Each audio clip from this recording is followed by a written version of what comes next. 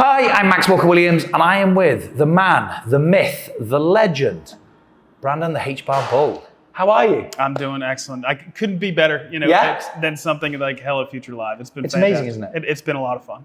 Do you know, I was speaking to Elizabeth from Hello Future, and she was saying, what do you think? She was concerned about how many people were going to turn up, and is it super, super busy? No, but for me, and I know it sounds a bit of a cliche, but it's about the quality, not the quantity. Of course. And everybody I wanted to meet in real life is here, and not a person more. It's fantastic, and I really think this is something that we can build on as a community.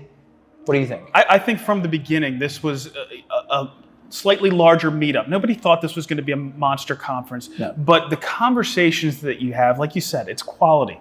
Right? Every conversation I have is in-depth. They have the right questions. I present them questions. They have the right answers. Just fun all around, Yeah. And have loads of people been interested in Twigital? Twigital has been fun. So this is the third time we've done an event like this. So we did Consensus, where we really felt like, okay, we do have the product market fit. And then just a couple weeks ago, my partner Jesse did TechCrunch.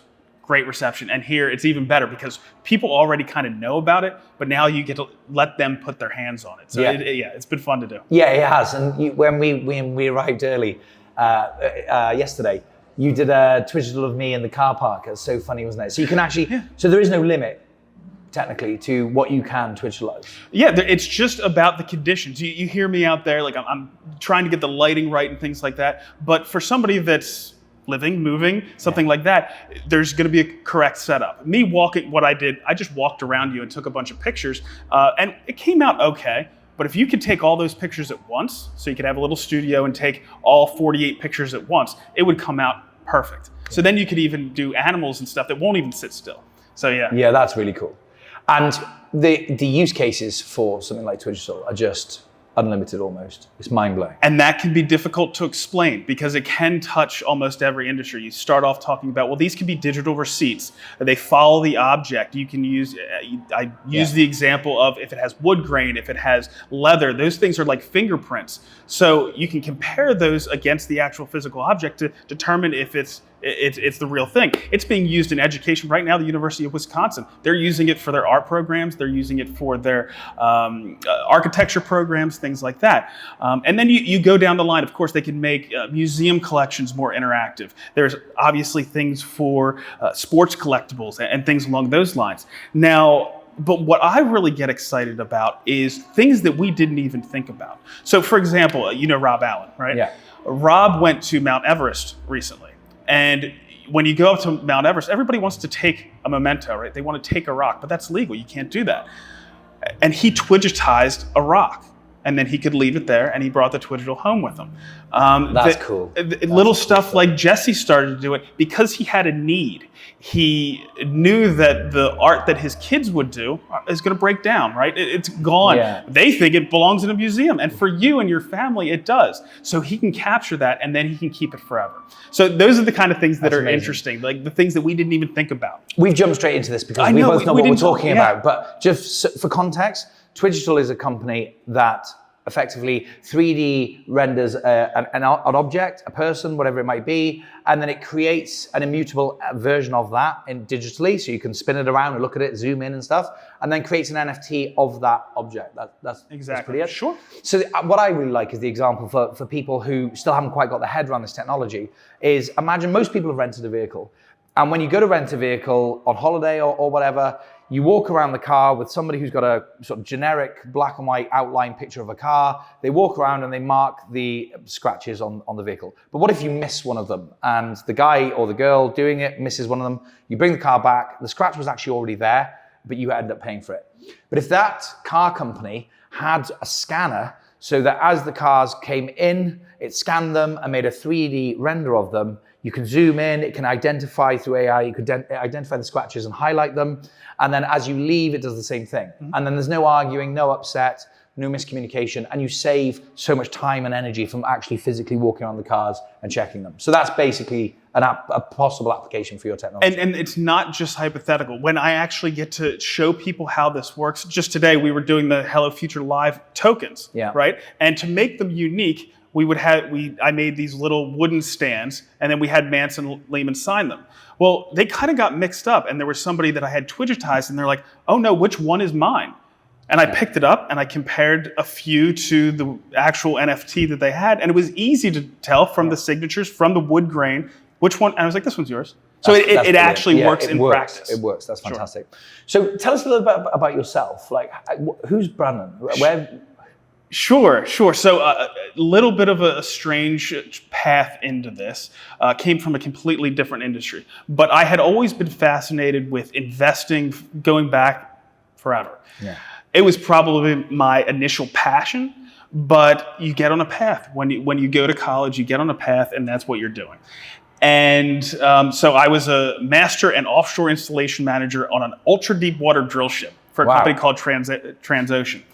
And I really can only focus on two things at a time. Right. And if you have a family, one of them is going to be your family. Yeah. So I got amazingly passionate about the potential for Hedera. I got into cryptocurrency 2015-ish, was following it before that, but that's when I actually started to invest. And I read the Lehman white paper in 2017. I was like, if they ever have a public network, I'm all over it. Really? So when they had the SAFT-B, I got involved. I became a Hedera ambassador and so forth. And during that time, I just got more and more passionate about it. And one of the go ahead. Sorry, just to stop you there. Were you an influencer at that time, or so which came first? I had done like economic stuff. I like kind of wrote a book trying to wrap my head around it on, and it's not public, but on like banking history, mainly just to get my head wrapped around it. Right. And I had made a video series from that. And when Hedera came around, so I did the original bull case video, why I thought it had potential, because there was no content out there about the Hbar and the potential it potentially had. And so I did that, and then I did bull case 2, and then 3, and then Jesse and I, my partner with Twigital, this is how we kind of got involved. There was a gap there in content. Initially there was a guy named Gossip Guy. They covered Hedera stuff. And there was something that was put out by Hedera called Gossip About Gossip. Well, both of those kind of went away for different reasons. So Jesse and I kind of filled that gap. And we started doing interviews with people and so forth. In a formal capacity or? No. This was just so you just spotted the gap in the market and started to fill it. Exactly. Okay. Exactly. And then eventually I became so focused on this that I left my other career, started doing this full time, working on Twigital. And then I also do some contract work for the Hbar Foundation, making content. Every Friday, I cover everything that's going on in the Hedera ecosystem. Yes, you do. And you do it very well. Did you approach them or did they approach you to do that for that gig? So initially, Jesse and I, when we knew that there were the potential for grants, this is our opportunity. We have all of these great ideas. How should we pursue this? So we put it into a grant application of creating content. Twigital was one of the things, and there was about a half a dozen or more. There was like 10 other different things that we wanted to pursue, and we were trying to figure out how to weed these things out. Twigital was the best idea. So the content creation portion of that, they said, why don't you just come work with us in community engagement and things like that. So that's brilliant. Yeah. Okay, and the rest is history, as they say. That's it. So what's the end goal, both for you personally in terms of your relationship with Hbar and Hedera and your influencer, if you like, your social media stuff, and then separately, what's the goal? What's the dream for Twigital? Is it selling to X company for hundreds of millions, or? That's a tough question. So my goal is, initially, when I was like, I could do this career for the one that I was in prior for 45 years. Or do I want to follow my passion, start a business, and see where that takes me. It's pretty much the journey. I just want to see where it takes me. And for Twigital itself, there's all kinds of exits. It could be an acquisition, which I think makes a lot of sense. But I would enjoy just running the company. And we see the Twigital app, that's retail facing. We want to have an API that allows companies to do this on a different level. But I think building businesses around it, since it's the base utility, that would be fun. So things like a clearinghouse. Unlike bearer assets where NFTs are now, these have a physical item that's attached to it. So how do you deal with that? You could do it like eBay does and do it through trust. Or you could send all of these assets to one place that has, them stored properly with air conditioning, and you have them insured properly and things like that. And since you don't need the physical object anymore to flex it, to show it off, you're going to have all of these different metaverses or Apple Vision Pro. You'll be able to show these things off there. They can stay in safe storage. Yeah. So it can change hands in marketplaces, Web3 marketplaces like mint condition. It could change hands dozens of times, and the person never actually has to take possession of the object. Which happens in fine art and fine wine. It's stored in a warehouse somewhere because it's the right temperature, etc. And I just hand you the ownership of the certificate. Mm-hmm. Yeah, exactly. But that's cool. Mainly for investment. This allows you to still be able to show it off. And then if somebody does want to... And enjoy it as well, too. Yeah. Like have it on a screen. If it's a piece of art or whatever it might be, it's not just about showing it off. I mean, it is that, social signaling and all that sort of thing, which is important. But it's also about being able to enjoy what you've bought. Having the rock on some sort of display digitally. Mm-hmm. Yeah. Exactly. And then if somebody does want it, we can ship it out to them. Easy enough, right? Yeah. So that's no problem. But and Apple Vision Pro, this was one of the things that was so much fun over the past past 2 months we've had access. We got early access to the Apple Vision Pro API, and the assets that we create, we just put them into the platform, and they just pop up in these virtual spaces. And like the Karate Combat glove that we had is just sitting there spinning, right? And then the additional files we have are there too. So there's a picture of me and one of the people that signed the glove, and an interview that I did with George St. Pierre. So it's just... The provenance is there, the item is there, it's all in one place. Exactly. It's amazing. Exactly. And actually, I'd love to include at some point when you can, I know you shared a video with me privately, that you're looking to release in due time. And it really is amazing. But you don't understand watching this exactly what's coming, but it is fantastic. Yeah. So have you got a timescale of, because you're not live right now, is that right? It should be weeks. Really? We've been ready for a while, but I mean, just like anything, capital is important. We needed to make sure that to do this justice, to do the idea justice, because we want to make Twigital and Hedera synonymous with this process of creating these digital twins and tokenizing them. To do that idea justice, we needed to make sure that we had the proper capital. And it looks like we're getting to that point. So yeah, we're going to put it in people's hands. It looks like within the next few weeks. Really? Wow. Yeah. Oh, that's fantastic. I can't wait to see it. Genuinely, I can't wait for other people to see it, because if you win, Hedera wins. It's another thing. It's another tick in the box that people can see. This is a real life application. This is real utility. And it's one that people understand and can see.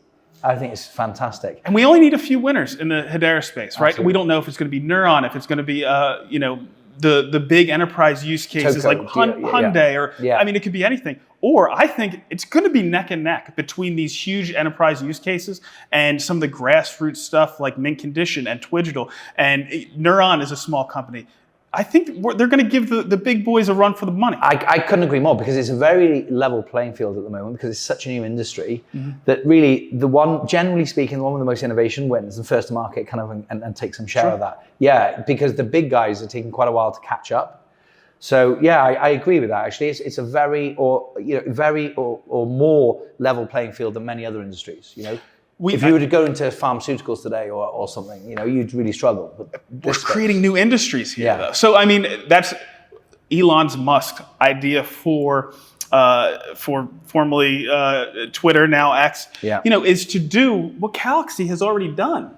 Right? It's already been done, essentially. Yeah. Or you have something like Karate Combat, which all of the big, NFL or MLB or the big football teams out there, they couldn't do that. They can't get rid of their equity and have, even though the token for Karate Combat doesn't represent ownership. It's more like a loyalty point or something along those lines. these other entities wouldn't be able to do that. They're just in a unique situation, and they can build it from the ground up with this added Web3 element that has already made me a super fan. So it's fun to watch. It is, yeah. So what's next then for you? Have you got potential clients lined up? Have you got? You don't have to name names, of course, but you're obviously talking to people about your technology. We are absolutely talking to people. One that I certainly can talk about is the University of Wisconsin. Yeah. We're working with them. We're already in their curriculums, so education is a big spot. But we certainly want to get into retail as well, because we think that's going to be a big one. It's going to be a big one, and it's a very complementary technology to stuff like as you know, mintcondition.com, the NFT marketplace. It's something that we think there's a great potential synergy there, where people want to dispose of their digital wares, and they can list it without, and then have it shipped directly to the person who's bought it. Exactly. And they don't need the item to advertise it. Mm-hmm. So yeah, it's really, really exciting. Is there anything else you want to talk about?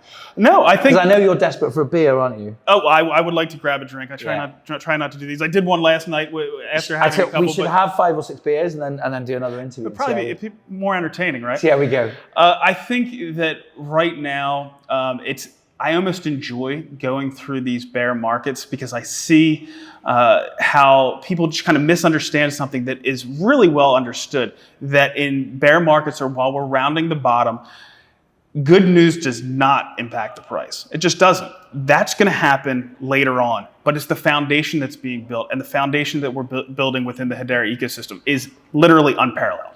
You make a good point there. What do you think happens for the price of HBAR? Is it, when does this bear market in general, do you think, when does that end? I think I do subscribe more to that it's more of a liquidity driver than it is the 4-year cycle, but they kind of coincide. So I do think it's going to be in that 2025 time range, right? Because we could go through maybe like a deflationary push here, and things could go a little bit lower, and then of course the Fed's going to step back in, and we can see that liquidity return to the space at the same time that we're creating so much utility within Hedera. So I think we're in the other thing that's good about this is there's a supply and demand dynamic. With a lot of platforms, they don't actually have to build anything, like meme coins and things like that. Hedera is using the token to build out the ecosystem. This is what it doesn't matter, Bitcoin or Ethereum, they all do the same thing. It looks like we're getting regulatory clarity on that. But just around the time when we can kind of take our foot off the gas from that is when this entire ecosystem is going to be built. Right around the time that liquidity, is entering the market. And I think it could be really exciting. That's going to be a very special time, because it's almost like everything comes together at once. And it's like a boiling pot, isn't it? Mm-hmm. And everything is heating up. And then when liquidity comes in, it's just going to explode, I believe. Yeah. Do you think the Bitcoin halving will have any impact on the... Because it just has to happen to time. Everyone's saying 2025, but then between now and then, we have the Bitcoin halving. Here's what I'll say about the halving is, as long as people believe it, that has impacts on the market. Yeah, right. You're absolutely right. If it makes it true, the fact that people are like, okay, well, this is what has happened the past 3 times. I'm going to wait, and I'm going to trade based off of this cycle. I'm going to start accumulating just before the halving, and then because people start accumulating, it goes up. It's a self-fulfilling prophecy. So the last cycle, I was pounding the table, because one of the things when Bitcoin first starts taking off at the beginning of one of these bull cycles, like really taking off, and this happened at the end of 2020, it was very clear to me that capital is going to flow into Bitcoin first, and then it's going to go into the other stuff. And HBAR dropped below 3 cents at the time. And I was pounding the table, like, this is a clear opportunity. And people were laughing at me because I said by the end of 2020, like this was in the beginning of 2020, I was like, just throw out a number. I won't do this anymore, but I was like, it's going to get to 28 cents.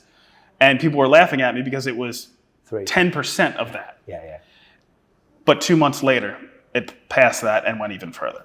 So I think we're going to see that a similar kind of dynamic there, that people believe the halving is going to have an impact, and so they're going to trade around it. So it makes it true. Yeah, absolutely. And then a drop, and then a rise, end of 24, beginning of 25. I think if there is going to be a drop, I think it would be over the next 6 to 12 months, someplace in there, and then it should slowly start building up. And then slightly up in 2024, and then the crazy stuff in 2025. Maybe. Brilliant. How much? By the way, we can end this whenever you like. So okay, no, that's fine. I enjoy just having the conversation. We're just spitballing. How much would HBAR have to be for you to sell all of it, everything you have? I'll never sell all of it. Why? Just because if I go through a cycle where I have sold most of it, I probably won't need to. And I'm the Hbar Bull. Of course, yeah, but that doesn't mean you can't buy back in later.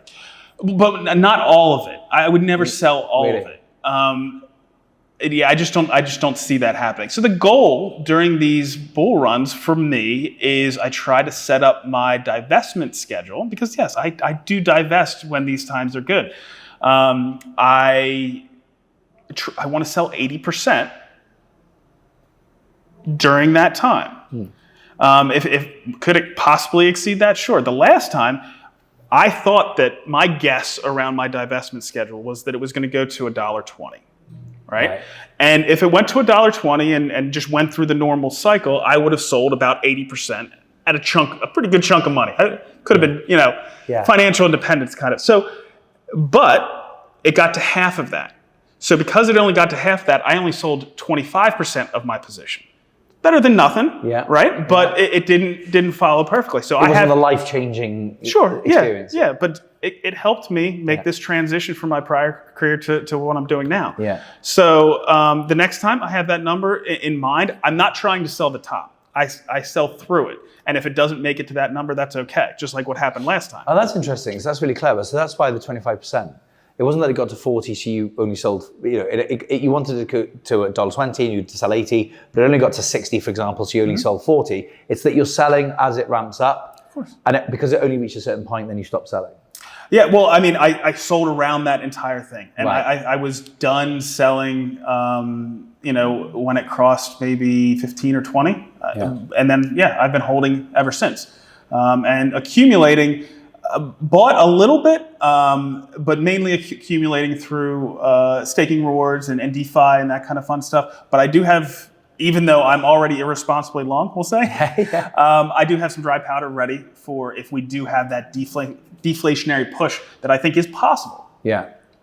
It's one of the things I kind of torment myself with, really, is that I think I would sell all of my HBAR, but I would always buy back in. So it's kind of like retaining it, but a different way of doing it. But my issue is if you're going to sell it all at once, and let's say you are, that's the only option you have. If you ever want to sell, you've got to sell it all at once. It's like, when do you sell then? Because if you were to hit 48 cents and then and you sell it all and you think, that's great. And then the next day it goes to $1. You're like, oh, but then if you sell it at $1, what if it goes to $2? And if you don't sell, what if it goes to 10 cents the next day? This torture. That is the most difficult thing about being in the crypto. It's all psychological. And the program that I use is something called, I developed it a long time ago for other kinds of investing. But it works best for cryptocurrency. It's made for investing and divesting in volatile assets. It's based off of your cost basis. And when you're buying, if the price drops, you buy more. You try to set it up so you have enough capital to buy more when it drops. If it goes up, you buy a little bit less. But if it goes straight up from the time you started buying, you might be less invested than you might have been, but at least you got in. Yeah. If it drops as soon as you get involved, then I knew it might drop, so I had it set up where I'm going to buy more. So psychologically, it helps a little bit. And then it's the exact same thing as you sell. As it goes higher, you sell more, trying to set it up so you'll have that HBAR to hit the prices where you think. But you could sell too much, right? But it really has helped me just psychologically dealing with these ups and downs. See, I haven't done any of that, and I'm just waiting for to hit a number, right? A number I haven't decided. And then, but it's I don't know. It's almost heartbreaking to consider. You might sell it at $1. Fantastic, a lot of money, great. And the next day it goes to $3. Because that's the kind of world we live. It's as nuts as that. It can be as volatile as that, positive and negative. Yeah. Well, I mean, the way it works is, when it was above 20 cents, I was selling hypothetically, I'll change the numbers, but we'll say 10,000 HBAR a week. But when it got up to 50 cents, it was 20 or 25,000. And then, if it got up to $1, I'd be selling them every day at 8,000 a pop, whatever it is. issue there is you could eventually run out of Hbar, but what's the worst thing that happens? You got a bunch of freaking money now. Yeah. So, very true, very true. Unless it goes to $1,000, and then and you're eventually, but you can once you get to that last 20%, you can say, okay, well, where am I financially? Am I where I want to be, and can I be a little bit more conservative with this? What do I want it to do in my portfolio, and what do I have on the other side of it? What have I bought with the proceeds? You have to buy. You're not going to leave it in cash. That's crazy town. So you have to put it into something else, and then you take a look at your entire portfolio, and is this balanced? Is this how I want it to look? Maybe then you could trim your crypto positions more, or you say, actually, I want more of equities or real estate, and then you say, well, I'm going to sell a little bit more of your Hbar. You could tokenization and all that sort of good fun stuff. Yeah. Do you own other cryptos?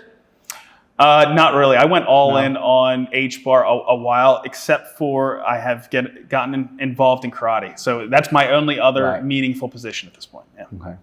Is Twigital ever going to have a token? Besides the NFTs that we mint, I don't think so. No, I don't think so. Not really. Not Not at this point. So we're still. I see us as a potential good driver for revenue for the Hedera ecosystem. That's good enough for us. Yeah, you're happy with that. I don't know. Is there anything else you want to cover? Anything else you want to discuss? No, I think that's about it. Thank you, Max. I have to say, you are not one of. I think you're the nicest person, the nicest human being on Hedera and in any crypto space. And I really appreciate your content because you are sincere, you're genuine, you're doxed, which is very important to me because you know who's, I like to give weight to different people's opinions. And it's very hard to do that if you don't know who they are. And so I just thank you very much for your time. It's a real pleasure to meet you in real life. Exactly. That's what I was going to say. Max, I have so much respect for you, for everything you've done for the space, the things that you're building for us. But it's been, and like you said, it's been great meeting you in person. I'll tell you what we're going to do. Before we go tomorrow, I want to do a screen record of Twigital. I want to show people what it does. Yeah, we'll get it. Let's go get a beer. That sounds good to me. Come on then.